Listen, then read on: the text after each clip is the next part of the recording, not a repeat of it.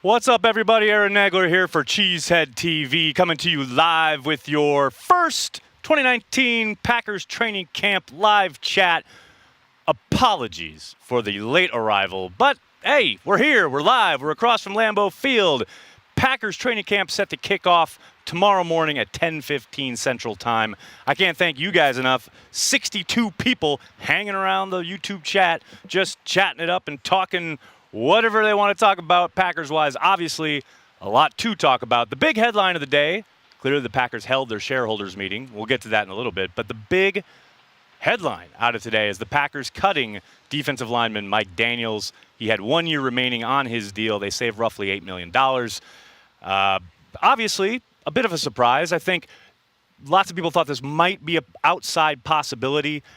I, myself, was surprised just because I thought Mike Daniels is a really good football player. It's good to have really good football players on your football team.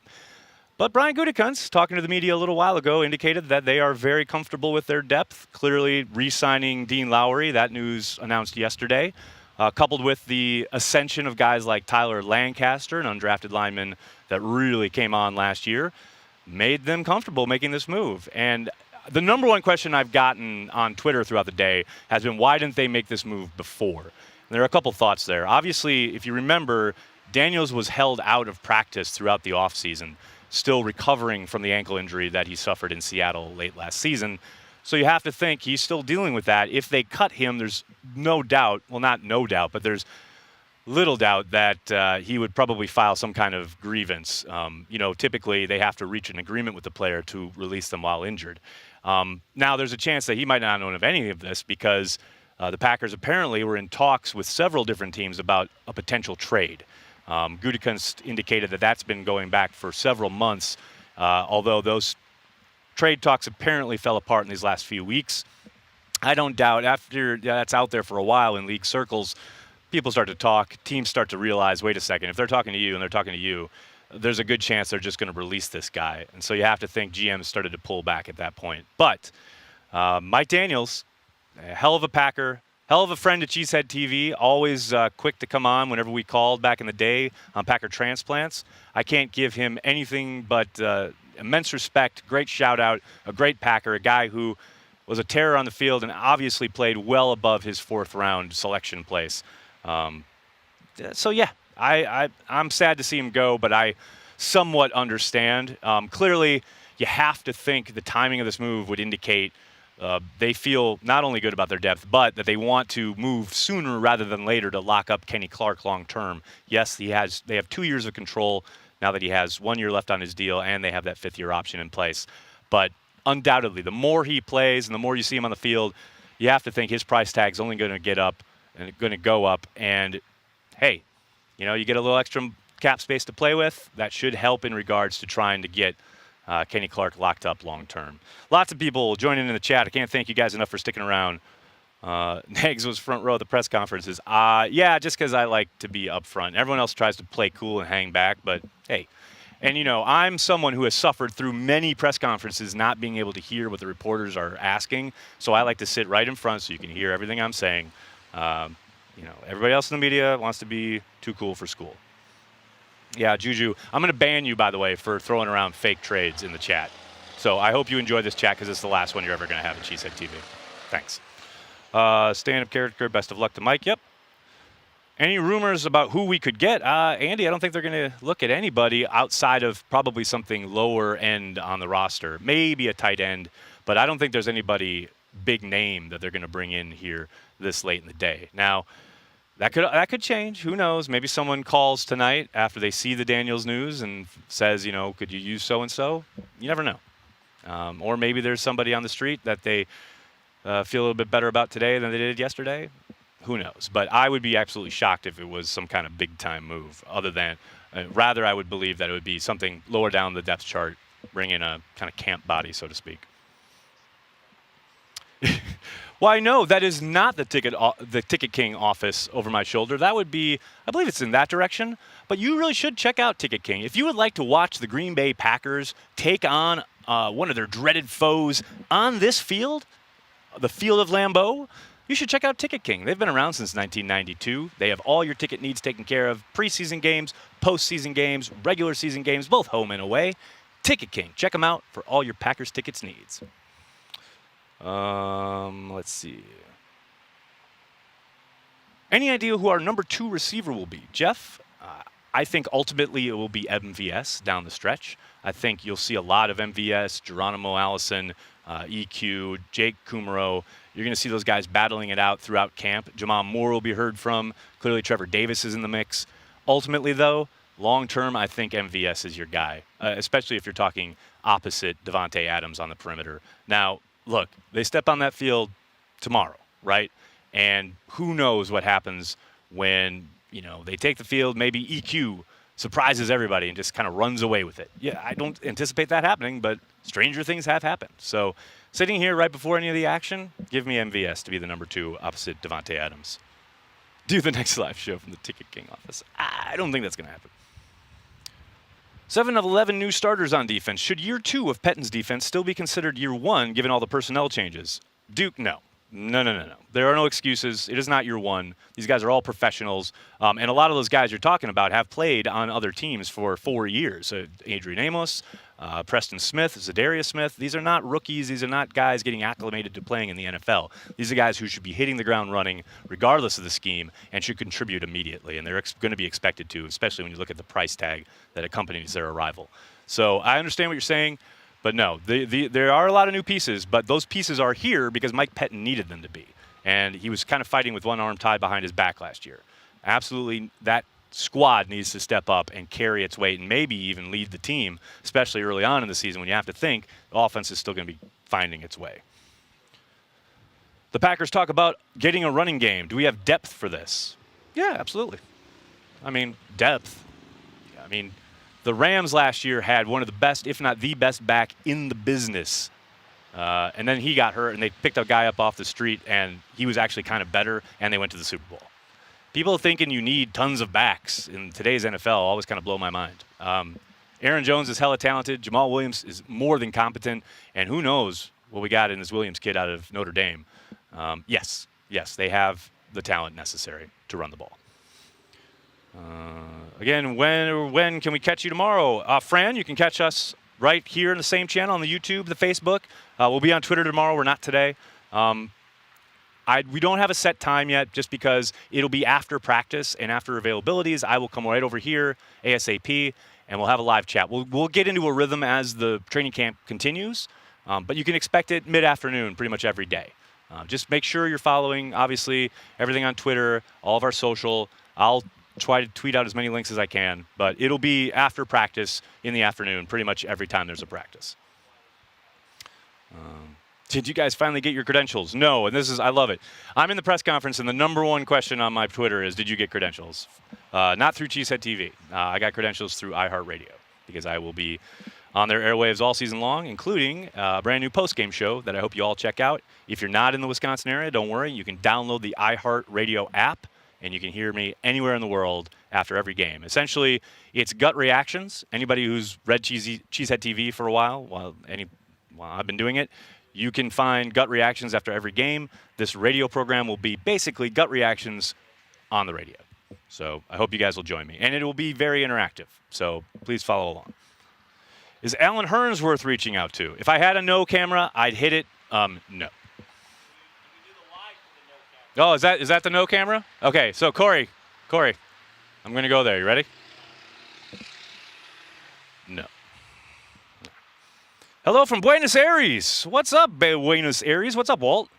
What about an inside linebacker from that open spot on the roster? That's a possibility. Now, we don't know what they think about guys like Ty Summers, how Oren Burks has progressed throughout the offseason. Clearly, they know a lot more as far as what the depth actually looks like at that position. But sitting on the outside looking at it on paper, it would make sense for them to bring in an inside linebacker. But it sure looks like Gutekunst shares kind of the same sensibility as Ted Thompson when it comes to his valuation of the inside linebacker spot. Now, That's just guesswork looking on the outside. But it would not surprise me if they went that direction. Will we show any of the practice live? No, Gary, we won't, because we don't want to get shut down. That is strictly forbidden by the Packers. Possibly increasing a call to Wilkerson. That's a really good question. I tend to doubt it, especially since he had the arrest this offseason. You have to think there's probably a suspension looming if he hasn't already been handed one. I just think it would take a lot of a depletion of the depth that they've acquired and built up for that call to get made. Now, that said, you never know. But, I mean, he makes logical sense. Very familiar with Pettin, knows the scheme really well, played last year for a few games, so he could step in with limited reps, limited time on the field in camp, and probably hit the ground running, so to speak. But we'll see. Jordy, one-day contract tomorrow. I haven't heard anything. I know Jordy had said that it would be August, so it's not quite August yet, but maybe. Yeah, we'll see. Maybe they do that to celebrate the opening of camp. Is the radio stuff available on demand? Yes, Alexander. I try to post every appearance that I have on the website, on cheeseheadtv.com, so make sure you're checking the site or any of our social, mainly the Twitter feed will have them. And also you can go to the iHeart app, and they'll have everything cataloged there. If you go to 97.3 The Game out of Milwaukee. Do you see Rodgers changing a lot of calls this year like he did with McCarthy? No, Travis, I actually don't. I do think way too much has been made about the audible thing, so to speak. And I do think, he'll be limited in just the complete freedom that he had with Mike McCarthy. But I don't expect him to be completely shackled either. I do think there will be plenty of options for him. There'll be a lot of 50-50 calls, a lot of check with me's at the line of scrimmage where he comes up to the line, sees what he reads pre-snap, and then makes a call. I think there's still going to be a lot of that. But I think there'll be less, hopefully. I mean, my dream is there are hopefully fewer instances of trying to get into the perfect call. Much more so, okay, here are your options, pick one and go, rather than getting down to the 3-second mark and then having to hurriedly snap the ball. That's, like I said, that's the dream for me. Is Grossi still making up excuses for his beatdown? Probably. I mean, wherever the kid is. I mean, poor guy. Talk the talk, couldn't walk the walk. I understand, man. We've seen it before. We'll see it again. Wes Hodkiewicz already making some rumblings about wanting to come over and play me in Madden. I don't want this smoke, etc., etc. Hodkiewicz, if you're out there, listen, buddy. Listen, brother. Anytime, anywhere. I will play you in Mark Murphy's office. I don't care. Bring it on, son, because I'm about that life. I'll be there week 4 against the Eagles coming from Cali. Can't wait. AJ, fantastic. Hit us up, man. Cheesehead TV. Lot 1 is where you want to be. Plenty of pregame beers in Lot 1. Plenty of fun in Lot 1, if you know what I mean. What's my favorite thing about training camp, Zach? That there's so much going on each and every day, and I love that I can sit and watch a training camp practice for 2+ hours with, a lot of the best in the business. Rob Domofsky, Jason Wilde, etc. Our Andy Herman will be on hand. Like all these guys who are great at looking at the game and looking at practice and taking stuff away. And you go and you watch, and there's so much, and you never see it all by yourself. But you talk to other people about what they saw and instances and plays, and, oh, did you see this play? And, oh, did you see this tackle? Blah, blah, blah, blah. It's just great. It's just like a wealth of football knowledge and information. And it's like that for weeks. I love it. I just love it. I love it when I've already done the Ticket King promo, but people are still trying to prompt me to do another Ticket King promo. You guys are sweet. Do you consider McCoy anything more than just a big name at this point? I saw the earlier back and forth about LaShawn McCoy. I think when he's healthy, he's still dangerous as hell. He just hasn't been healthy. But, I think he's very, very, very, very good running back still. He's not on a very good team. Trade for Melvin Gordon. No. I believe Rodgers will win MVP. Jeff, I believe that the Packers are going to go 16-0 and win the Super Bowl. So, the day before training camp starts, it's all possible. I'm in, brother. Pre-camp, like Corey Banke says. Pre-camp is the best camp because all our hopes and dreams are still intact. I'm in, and that's not to denigrate Rodgers or say he can't win MVP because he totally can, but I'd be very surprised. Sorry, I meant Gerald McCoy. Gerald McCoy is a good football player, not a great one. And I still think he's got a lot to give, a lot of gas left in the tank. But I'm not surprised the Packers didn't go after him because they were never going to pay that amount of money. Kumaro is so out, says Don. I don't know about that. I think his hold on a roster spot is probably a little more tenuous than people generally realize, but I wouldn't say he's out. I think if he has a strong camp, again, and doesn't get injured, I think he makes life difficult, and they end up keeping him. Life difficult in the sense that, like, got to make some hard choices. But yeah, I don't think he's out by any stretch of the imagination, at least not sitting here right now.